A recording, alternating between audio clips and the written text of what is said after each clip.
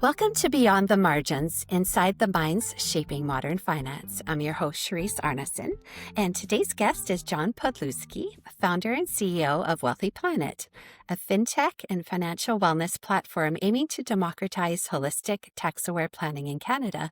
John, it's great to have you here. Yeah, it's great being here. Thank you for having me. Thank you. To get started, why don't you give us a snapshot of what Wealthy Planet is, your mission, and what problems you're trying to solve in the financial space? Yeah, so we, as a company, have built Abby, which is a machine learning AI technology, all IP based, all built out of the University of Waterloo grads. And very excited. My co-founder Andre Mersano is a neural IPS recipient on multiple papers, and just really lucked in to have my opus created by one of the top minds in Canada to start off with. And so I say, all the time that when it comes to personal finance, it's like going to Las Vegas, right? The house is against you, no matter how hard you try. And so the realities is that people are not getting the information and not becoming self-reliant, and really crushes the literacy format out there because, massive brands, you know, tend to lean people towards, we're big, we're this, we're that, and so you should trust us. Meanwhile, when you look behind the layers, why are the stats? The stats. Why do 85% of Canadians are under financial duress? Why are we losing $50 billion in productivity based on financial duress? And this financial stress, it's so immense. It's crushing marriages. Like, the most recent stat I've seen is 51% of couples are in some format of separation or divorce within 60 months. And financial duress is being the number one driver for that. So when we created Abby, we wanted to create a pathway for financial wellness and happiness, some light in the darkness, if you will. And so we decided to create Abby in a formula where you get to prioritize what truly makes you happy in your life, like, streaming services. And, that's not what makes you happy. What truly makes you happy, you have to define. It's like if you get a gym membership in January, right? Like everybody does, and then if you're like 80+ % of the people, you're not going anymore in May. Sun's out, right? You want to do other things. But if you had a medical issue, say it's, something like diabetes or cardiovascular or whatever, all of a sudden that gym became a priority in your life because you now have to, right, become more fit because it's health related. Well, in this case, it's mental health related. And so this financial fitness, right, this attitude towards being well is how we create that. So you take your priorities and you rate them from a scale of 1 to 10. Retirement, getting out of debt, kids' education, maybe it's buying a home, maybe it's getting, I need a car, whatever it is, right? You prioritize it. And then it's fully tax optimized, and we break it down for you piece by piece. And the most important part is that, like using Google Maps, we give you the full directions on every paycheck. So, it's like you make a left at the next set of lights. Well, put X amount of money towards your non-discretionary expenses. Put X amount of money in your TFSA, right? And then you're in control. And this is so important because the more you have control, the less you're taken advantage of. And then most importantly, I use the term sheepdogs. I'm a military veteran from the Canadian Forces. And if we're going to be the sheepdogs of industry, then we're not going to let the sheep go to the wolves. So we ensure that you get lowest cost products in market. And so, because, you need to optimize every aspect of your data points. So let me just take a mortgage, for example. Let's say you are pushed into a 5-year mortgage. And that's what normally happens. Fear, it's a fear cell. And so it was hyperinflation a few years ago. People freaked out. They locked in. But the mortgage rates pretty much dropped 90 basis points since that time. You've got a couple years left on your mortgage, but you don't know how to optimize that. So Abby says, takes into account a breaking fee. All of a sudden you're saving a couple $100 a month. That couple $100 a month over a period of time that would have been term is like $90,000 by the time you're age 60. And you can do that with every aspect of your life with Abby. All right. Let me give you another example. We are seeing Abby make recommendations on consolidating debt, But instead of just consolidating debt and then, spending again, which is not going to make you financially fit, you take that money, you allocate it to your priorities, and you get to see, am I going to retire earlier?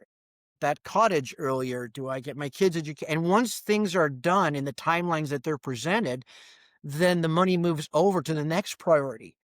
And so it's the great thing about Abby is that I believe you're going to, and this is again, statistically speaking, you will spend more time working than any other aspect of your life, more time than with your kids, more time than sleeping, more time than it's ridiculous. And so the point here being is that through prioritizing your finances, you get to prioritize what makes you happy with the rest of your life. And you can have priorities that say golfing or whatever it is, but ensure that they are there so that you can streamline your life and then view it in real time and allow yourself to move forward effectively in doing so. Because when it comes to money, unfortunately, there's the winner's circle, which has been, the top 2% all the time because they've had the resources, and then everybody else. And when you look at the mass middle market out there, and Abby's agnostic, it doesn't matter the kind of money you make, it's going to run you a plan. And in behind that, millions of simulations are created to find the one that is going to be effectively working for you and your budget and what you deal with. And so we're very, very proud of the product. The beta test went incredible. 80% of the people that onboarded actually took the recommendations, changed the product lines. Average homeowner saved $1,400 a month. I got to pause on that. That's $1,400 after taxes. I mean, that's a third job, right? And we use what's called consumption smoothing as part of the algorithm, and that's Nobel-winning mathematics, if you were unaware. And we can stretch out that debt over time.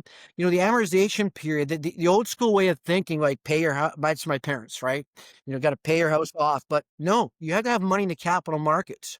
You have to, use the tax optimization, that allows us to do the RSPs and TFSAs. And so even if you paid your house off, literally the day before you retired, but you had your nest egg, what does it matter? What's the alternative? Sell the house, chip mortgage. I mean, that's not what people want to do. Those are things people have to do. And so we give you the ability to make those choices. And because Abby's dynamic, life isn't static. Life is dynamic. Things are changing all the time. So we created what's called a decision hub. And so we align, we're the most questions asked on all the major large language models.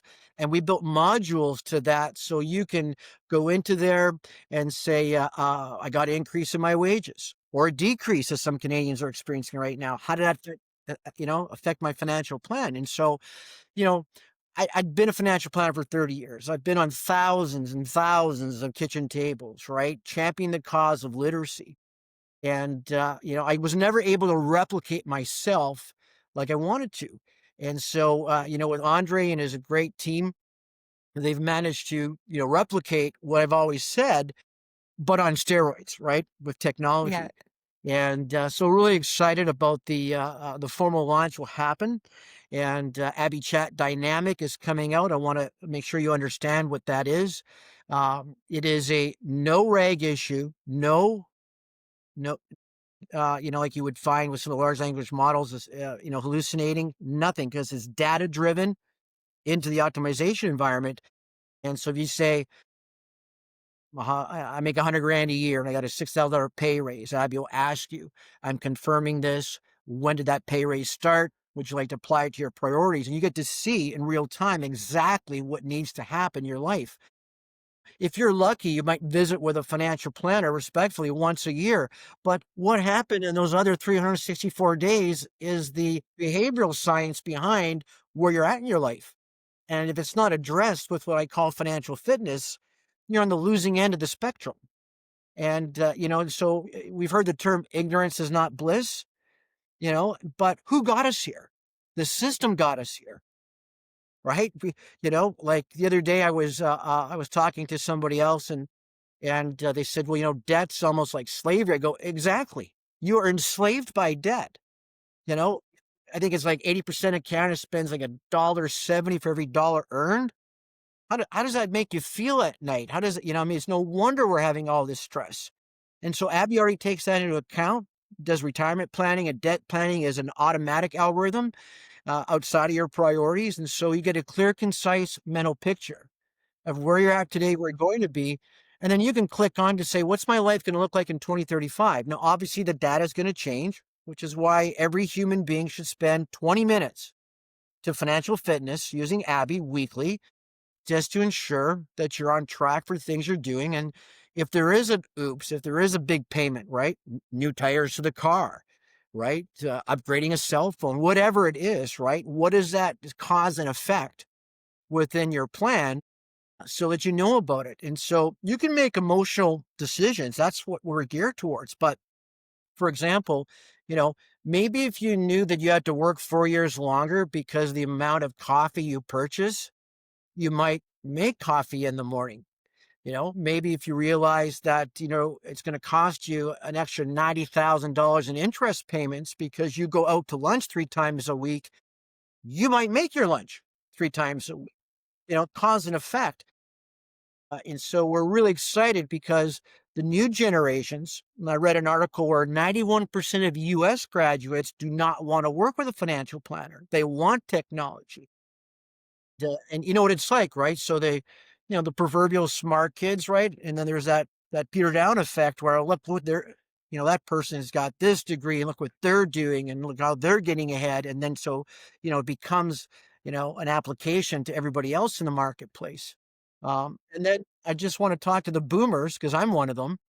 One of the great thing Abby does is set priorities for retirement. If you walked into a financial institution today and said, here's my nest egg, I want to plan my retirement. You're going to get told, well, here's how you riff that RSP and here's your income. Well, that's not a retirement plan. That's an income plan. What have I said to those bankers or those planners? Again, I'm trying to be as respectful as possible because, I could let it rip. I want to go to Italy for 6 months of the year. I want to rent an Airbnb. I want to get a Euro pass. I want to eat out 4 nights a week. Well, all these things can be built as priorities in your retirement. And then, you get to find out what you can do at retirement because, God forbid we work our entire lives and we give up all this time with our kids and we give up all this time, and then we get to the point where we're supposed to enjoy life. And really, what's the gap there, right? If you're blessed to retire at, say, 60, you got core of 15 years before maybe you've got some medical or morbidity issues, right, that you got to deal with. And then you can't have fun, right? The time that you put into this financial fitness today is going to pay off major dividends in the future, one way or the other, right? And so we call it democratization, but at the end of the day, it's also common sense. But common sense does not prevail when it comes to working in the institutional world because they're publicly traded companies. They got their certain way of making their margins, doing what they do. And I've showcased Abby to several banks and, the shock and awe of what are we going to do about this versus should we adapt this was unbelievable because they don't want you optimized, right? They don't want you doing that because, their profits are made on the hard backs of the people paying the taxes in this country. And so I say this all the time. We cannot count on the government. They've let us down. Doesn't matter which side of the aisle, right? We can't count, on the employers out there, but I believe the employers should bring Abby on a Wealthy Planet because there are wellness dollars to be spent, and this is a major issue out there. And the only person you can count on to make your life great is you and your spouse, however you define that, and to learn and get better, and and treat this like truly, mental wellness and financial fitness. I keep using that over and over again, but it just resonates, because we have so many people who do fitness videos out there, but the stress, right, is not being relieved by that alone, right? It's a clear, concise understanding of here I am today, right, in my game of life. I don't even know if that game is around anymore. and here's I'm gonna move, right? But I'm not rolling the dice. I've got mathematics working for me in a very simple form so that I and my family could win whatever those priorities are. Absolutely. It sounds like this is an amazing combination of technology and vision for people's financial wellness. And I can tell you're fired up about it, which is awesome. Going back, you had mentioned you had worked for a bit in the Canadian Armed Forces. How did that experience shape who you are today? Well, that's a great question. It's twofold. So, first off, I was an Army medic. And so, you know, there's it's a certain breed of military, right? Because, we're focused on helping, right? All the other combat arms personalities out there. God forbid something happens. And so the discipline and the work that you put in through that is definitely something. But I happen to have gotten ripped off by a financial planner and lost the majority of my savings, unaware of it, just trusting. And this guy was ripping off a lot of service members, which pushed me. I'm a pre-Google guy, so I had to go to the library and read every third-party legitimate consumerist book out there, and identified the fact that people don't know this information. Nobody's sharing this information. And so I recruited myself to the industry and worked my way up from a salesperson to a branch manager to handling multiple branches, and then building my own company, having an exit. And I learned something significantly about a holistic view of finance. When the '08 crash happened, the company and the software that we created in that period of time, we retained 92% of our assets under administration and our clients and the product lines, whereas everybody else was having a run on, money being pulled out and cashed in everywhere. We to this very day, we're holding 6, 7 trade lines per household. So a mortgage, TFSA, RSPs times two, kids educational planning, you name it, we take care of it. And we're always searching for lowest cost. And so what I'm explaining to our clients that onboard with us is that they're as a SaaS model company, which also has referral fees, the bigger we get, the more economy of scale we have to lower costs, which helps empower you, the consumer, so that we can say, let's lower the cost of insurance. Let's lower the cost of that. And let's have that come into the optimization environment and help you save more in every aspect of your life. So our ethos, and why I'm so pumped up, is because I watch the news every day. I see the hurt every day. I see what's going on.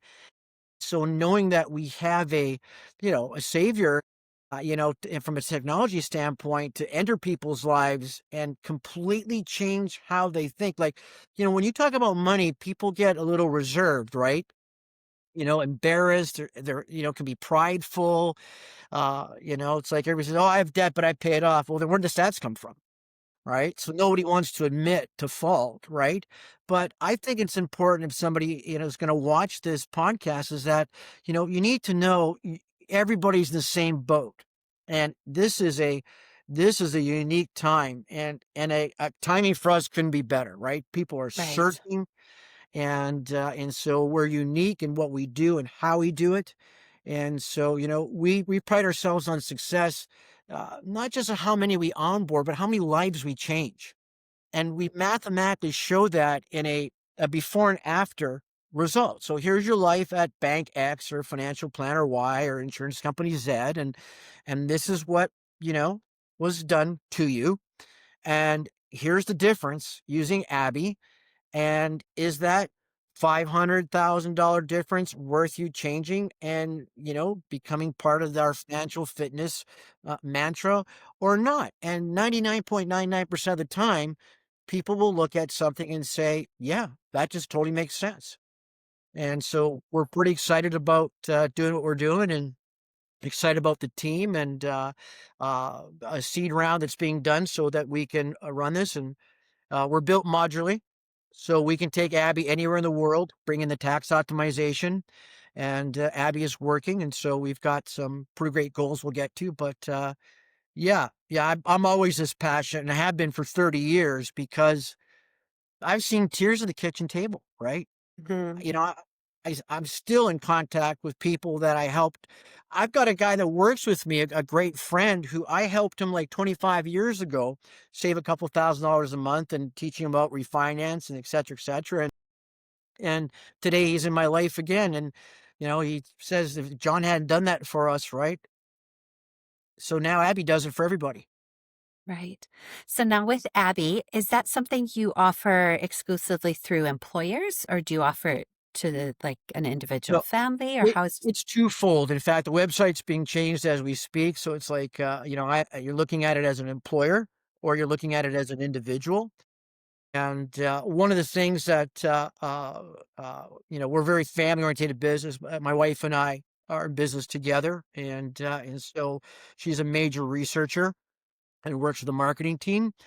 And so, only 17% of Canadians have adopted AI, right? So somehow we've built this Canadian culture where people are a little bit, you know, not accepting, is what I'd say, right?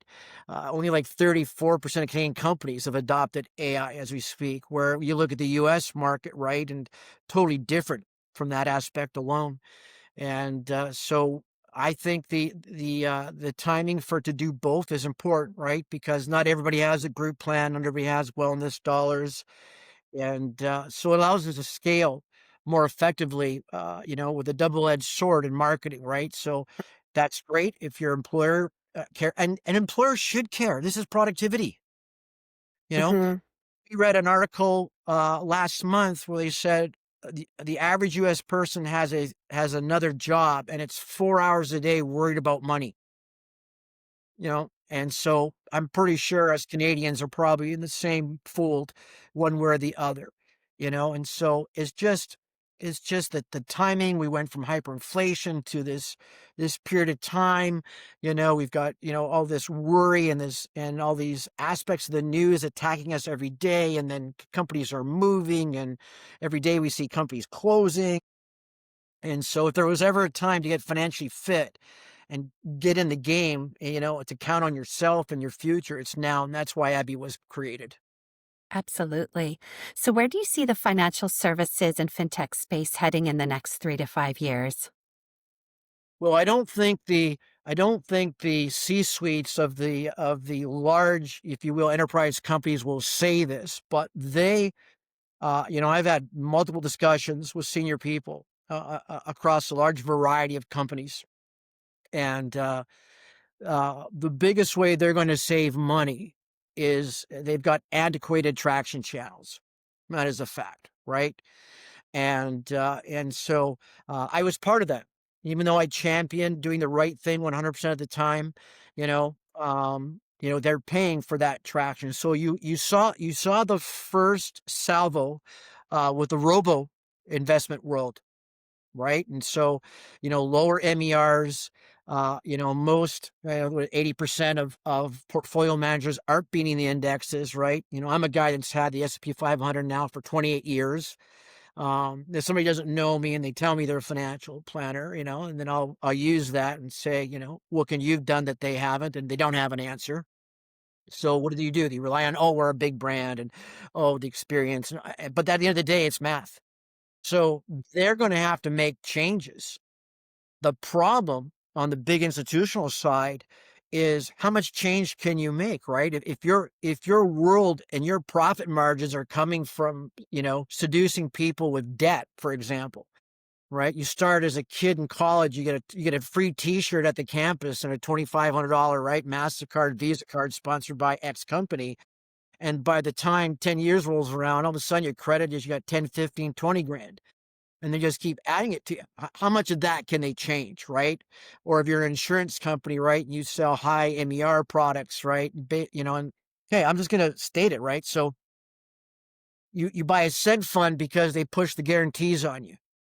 And the reality is you're going to guarantee, whatever it is, 50, 75, 100%. But that's directly affected by the MER. So say it's $50,000. And so you could have put that 50 grand, you could have got like the 50 basis points, right, in an ETF. And the difference at retirement, is like 400 or 500 grand, between ages like maybe 35 and 65. Right. And you've lost $400,000 to get a guarantee on 50 grand. Like, and who made that money now that you got a guaranteed 50,000? Who got that difference of $400,000? Wasn't you, you know? And so the biggest problem facing, the big financial companies is that, you know, literacy is growing, not at the rate I'd like to see it.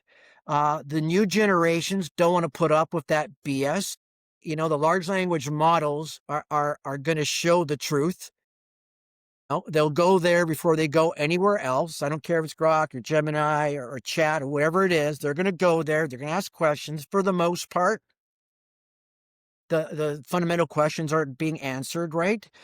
And you have to worry a little bit because the data is not being scraped from you, and you have to worry about that. One of our third-party partners is SOC2 compliant, and then we're 256-bit encryption. We're all good from that. And your Abby plan doesn't have any of your accounts on it, right? If you get Abby Premium, and we're scraping your accounts with a third party that we use, that's SOC2 compliant, so there's no worries there. But I don't know how they're going to fight it, right? I think, you're going to see them, buying a lot of tech companies in the future. I think there are going to be, 4 or 5, champions. I think some of these champions will go into the banking sector and be different. We've had challenger banks, but not really, right? And you spin, okay? And I would say, they work the customer service role better. They've worked a few other areas better.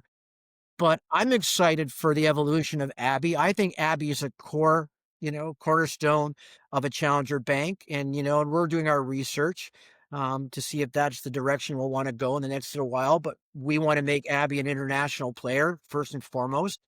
And then we'll work from that angle. But that's, if, if I'm a C-suite personality in a major institution, how could you not be worried? And the problematic issue is, a lot of them, are boomers, okay? Or next generation close to. They haven't lived their life on a phone. They might, exercise 3 or 4 apps, but they don't live off their mobile, and so they don't work like the new generations. And so, you know, they'll build facades, they'll commercialize those facades, but at the end of the day, you know, you got to make a profit. And so I think, some core type technologies like us will be home run hits. And we're looking forward to working with other companies that have our ethos in place and are willing to make the consumer come first.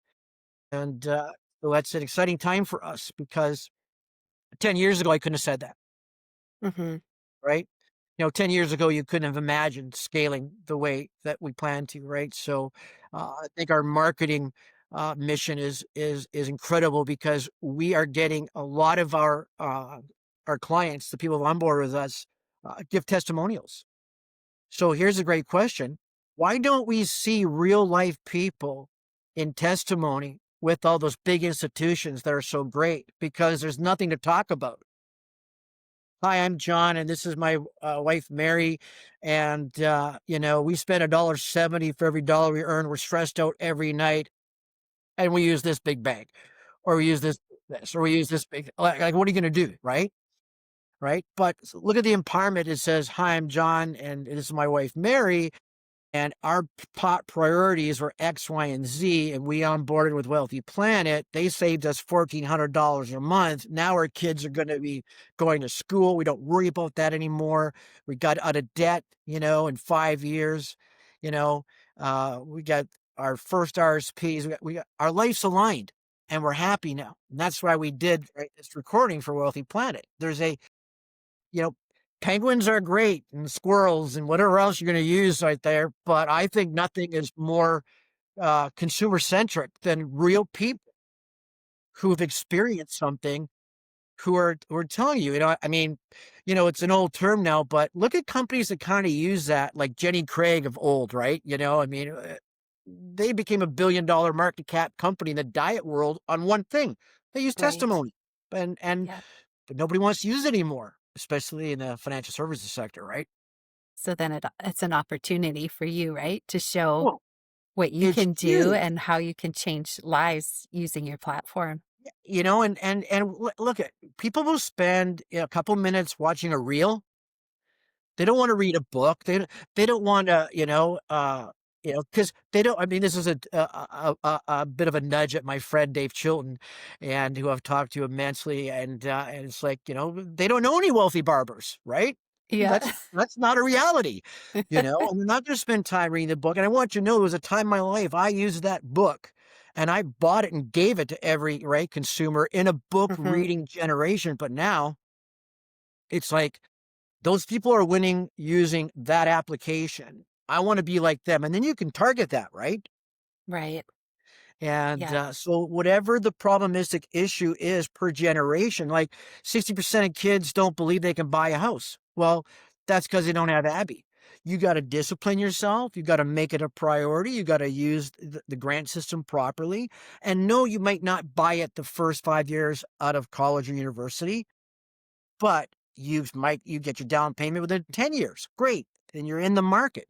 And you have to look at the market differently, right? Then, I have to live here. No, you need to buy a house and you need to find out where it is you can live and then where the expenses surrounding that, right? In order you to achieve that priority. So yeah, it's a renaissance period of time. Look at me, right? And working with some of the greatest minds, literally in academia. Dr. Stephen Watt is running shotgun with me, as a interim CTO, as my co-founder is doing his PhD at the University of Toronto right now.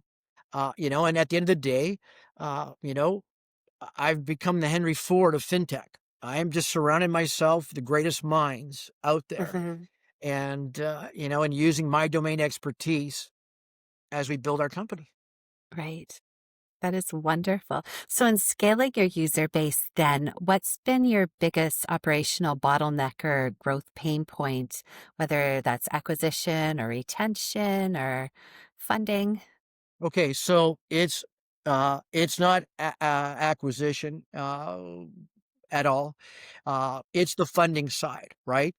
And so again, Henry Ford did, with an incredible human being named Cyrus Mystery. And Cyrus is a previous Google executive, and is was part of a team that built over $8 billion of Google equity. And so he we have these conversations where, in America, they look at your technology to see how unique you are, and in a pre-seed stage, right, there's, ample funding, but in Canada, for some reason, they only care about your traction, which is really odd because we're not SaaS champions by any means in this country. We are a deep tech based, you know science, the way our grant systems work and everything else that we have in play. And so, my heart goes out to all the startups who face that wall. I used to be part of the ecosystems out in Toronto, but I just found it so discouraging. And because I have, strong business acumen and I have great people around me and I've got great board of advisors, I'm not as dependent, as a lot of the younger generations are. But I would go to the pitch competitions and I'd watch and I'd see, and I would just shake my head to say, "Oh my God, this is just such a tough go here." And I'd go to, and then the cost for so much, right? I mean, you're asking these startups, these young people who are, friends and family probably gave them a bit of money to start that application, and then you want to go to specifically fintech, then you want to go to, the money show or whatever it is. And you got to travel to wherever they're hosting it, hotel, and then the ticket punch is like, $1,000, $1,500 US. It's astronomical. So I'm really hoping that our new AI specific minister does something about this, right? And that we could see a little more flow from the government. I'm not knocking Shred. We qualify for it. I think it's a great opportunity. There are other grants in place, but if you don't have people helping you, and that's at School of Hard Knocks, my original Shred filings, they wanted 30%, but I didn't know, right? And startups need that money. So if you're a founder out there and you're watching this video, you should be able to get a Shred application done properly. And contact me at John at Wealthy Planet. And I'd be happy to share who I use, because I'll take 9% over 30% any day of the week and not do the work. But there's so many wolves out there taking advantage of ignorance, and it's just not fair, right? And so everything's changing at the same time. Okay. You know, and I think more people need to step up and talk about, nobody wants to be negative. Everybody wants to be optimistic, but it's not negative. It's business. And if you've learned something and you've taken a punch and you got off that canvas and you got back up, right? You share that with other people, and that's important. And so, the other day I was speaking to a couple of young people and said, how much experience do you have in this space that you're trying to democratize? And they kind of looked at me like I had a third eye. And I was like, we were just out of school 3 years ago. Well, I go, that's my point. You need a me. Every startup does. I don't care if they're on the advisory board, but you need somebody that spent 20 years in an industry who can fill in all the blanks. Because just because you don't like it and you think you're going to build something that's going to democratize something, doesn't mean it's going to happen because you don't have that domain expertise. And so in my world, I'm so privileged, literally blessed that, I have that with a few other people. And then we have, right, the understanding of how to build the tech. And so, I want Canada to build great technology. I'm a true patriot. I want us to, we can show companies that were successful and failed. you know, we should talk about that, more often. Why did the rims of this world do this? And I don't know how true the movie is, but it gives you an understanding. Right. Why did, Northern Telecom, right? Because they were great companies. They were world leaders, but you can learn from other people's mistakes, right? As much as, right, learning yourself, and it compresses time frames. Hmm. So now, what are the success stories that you're most proud of right now? Well, I think from a technology standpoint, the optimization environment, very, very excited because, I didn't see it originally. And so Andre really sold me on it.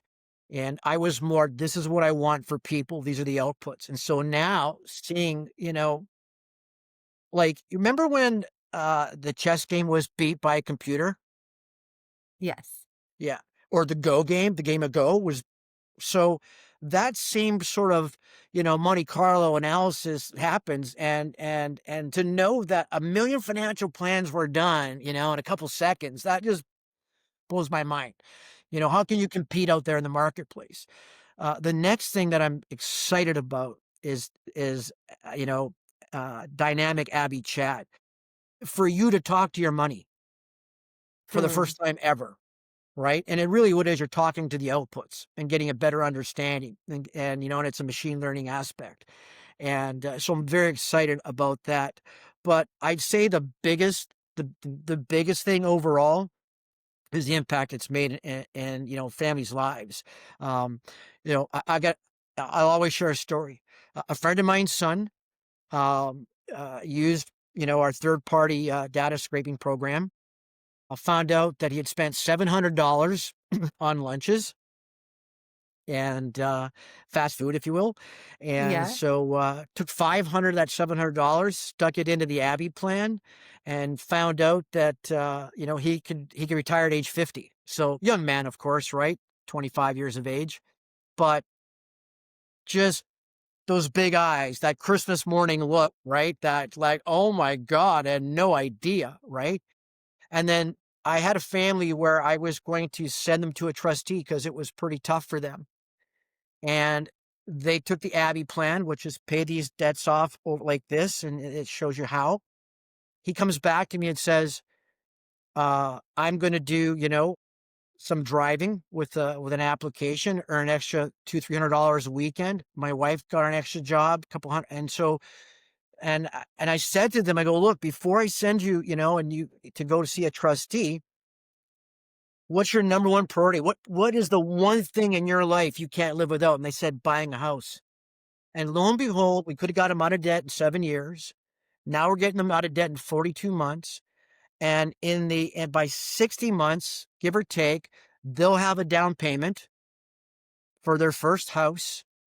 And they're building the disciplines that Abby didn't give it to. They're like, what happens if I make more money? What happens when I do this? What happens when I do that? And now Abby Chat Dynamics going to answer that, right? So we have money coaches to help Right. you at this point.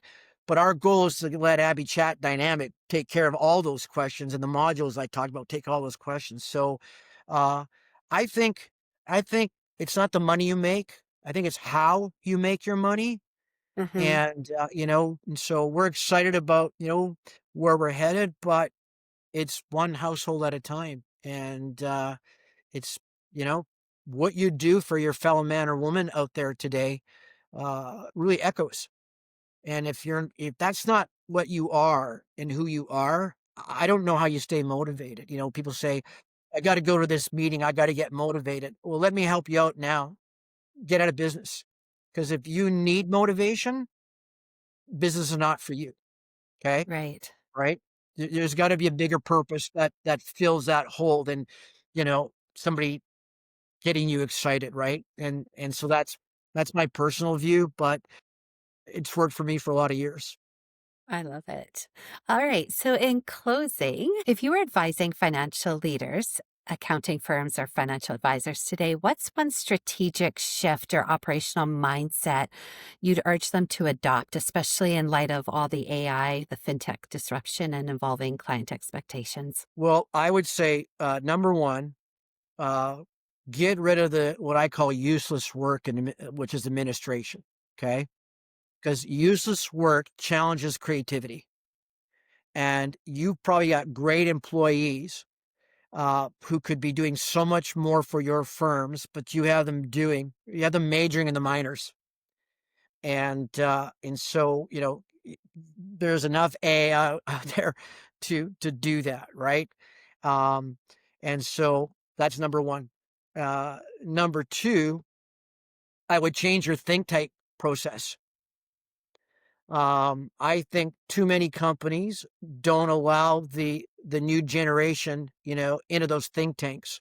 You're an entry level person, you stay entry level, you do X, Y, and Z, you get to the next level. I think that's bull crap.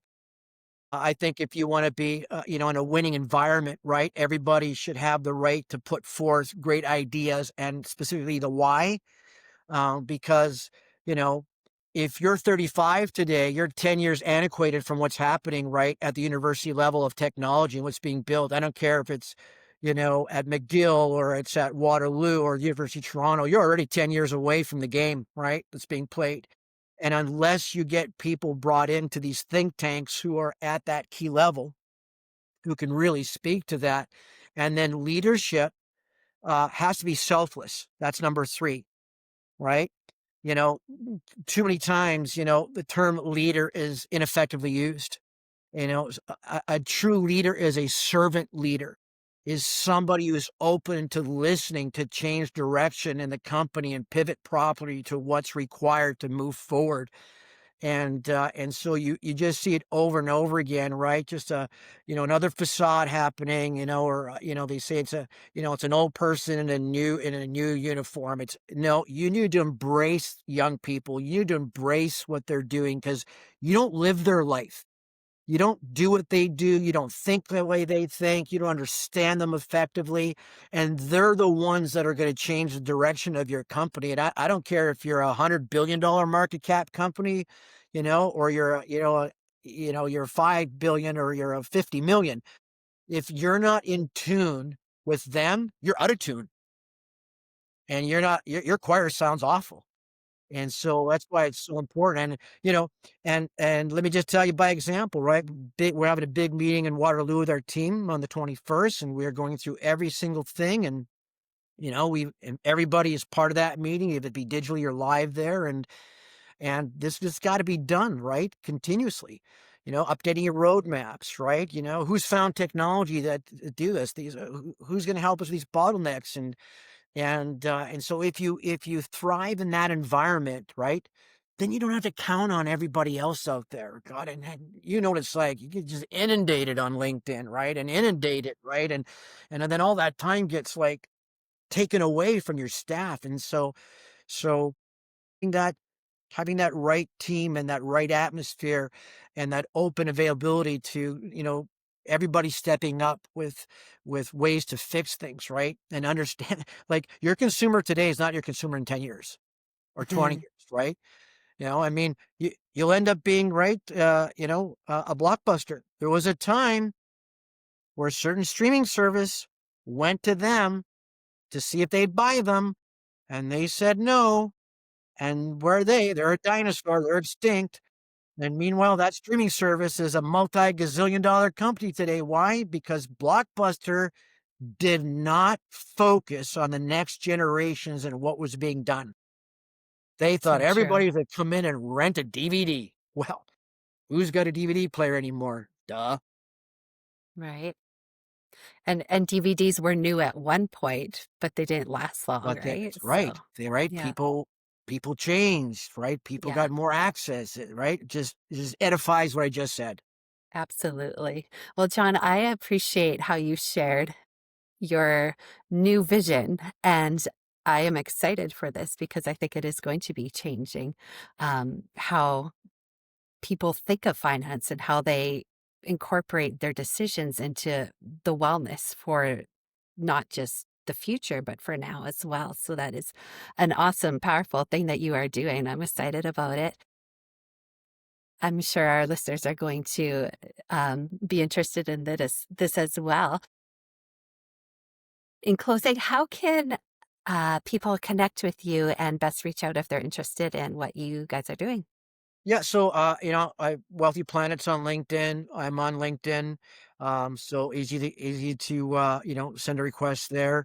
Go to the website, right? www.wealthyplanet.com.